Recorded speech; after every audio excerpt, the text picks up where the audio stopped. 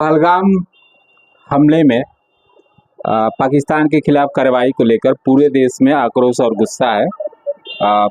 कठोर से कठोर कार्रवाई की बात की जा रही है, लेकिन भारत सरकार द्वारा अभी तक जो है कुछ खास नहीं किया गया है। तो ऐसे में क्या कहना चाहेंगे आप? भारत सरकार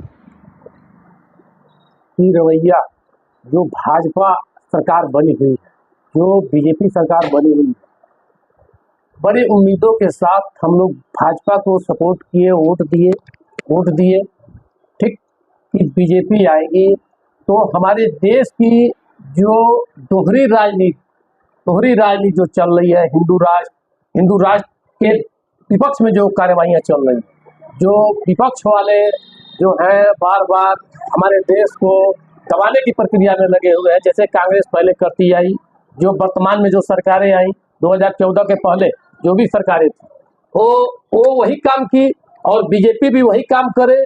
तो पहलगाम तो इसमें जो है हम ये उम्मीद करते हैं कि सरकार देशवासियों के मतलब जो इच्छा है, जो बहुत मतलब हमारी आज़ादी 75 साल लगभग 78 साल हो गई, 78 साल की आज़ादी है, 78 साल हो गई। तो पहले से हम लोग दबे हुए हैं, कुचले हुए हैं।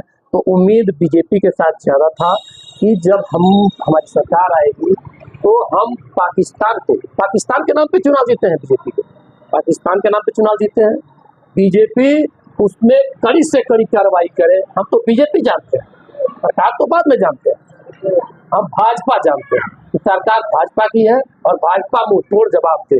अभी आप जो है पहलगाम घटना को लेकर क्या चाहते हैं? पहलगाम घटना को लेकर हम यही चाहते हैं कि सरकार, हम शिवसेना जिला अध्यक्ष थे, अब हम गोरखपुर मंडल के उपाध्यक्ष बने हैं, वर्तमान में हम हैं। तो शिवसेना के हमारे राष्ट्रीय अध्यक्ष पवन गुप्ता जी ताबड़तोड़ सरकार पर वार कर रहे हैं कि हम हाथ पर हाथ रखकर न बैठे।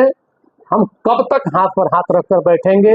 हम आज नहीं जवाब देंगे तो कब जवाब देंगे? 1 अरब 40 करोड़ जनसंख्या है ना हमारी। तो ये बताइए, इतने लोगों की जो मनोकामनाएं हैं कि हम भारत जो है एक बार अटैक करके और पाकिस्तान का नामो निशान मिटा दे, हम बार बार क्यों झेलेंगे? आतंकवादी कहीं इधर से आए मार दिए, कहीं इधर से आए मार दिए, कहीं इधर से आए मार दिए, और हम विश्व की पांचवा महाशक्ति हैं और आने वाले समय में तीसरी महाशक्ति बनने वाले हैं, चौथी महाशक्ति बनने वाले हैं। और हम एक तमाचा इधर से, एक तमाचा इधर से, और हमारी घटनाएं, हमारे ऊपर बार बार घटनाएं हो रही हैं। ये तो हम कहेंगे कि ये मान लीजिए कि जब हमारी पिछली बार जब बिहार चुनाव का था तो पुलवामा हमला हुआ, चुनाव के 1 साल पहले पुलवामा हमला हुआ, बिहार चुनाव के पहले।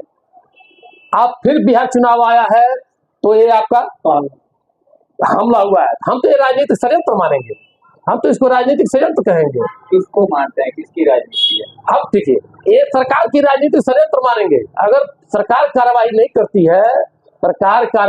करती है तो हम इसको राजनीतिक षड्यंत्र मानेंगे कि चुनाव आएगा तो हम हमला करवाएंगे, हमला करवा के चुनाव जीत जाएंगे। हम इसको षड्यंत्र मानेंगे। अगर सरकार सही में षड्यंत्र नहीं करती है तो देश की आम जनता की बातें सुनकर और हम अटैक करें। और क्या अटैक करना, क्या कितनी देर की लड़ाई है? मात्र 24 घंटे, सरकार कहती है ना 24 घंटे की लड़ाई है। मान लीजिए मैं 5 दिन की लड़ाई मानता हूँ, 5 दिन में हमारी समस्याएं खत्म हो जाए तो हम 72 साल क्यों लड़ेंगे, 75 साल क्यों झेलेंगे अपने ऊपर? 5 दिन में लड़ाई खत्म हो जाए तो 75 साल क्यों लड़ेंगे? मृत लोगों के परिजनों को क्या सांत्वना देना चाहिए? देखिए, सांत्वना और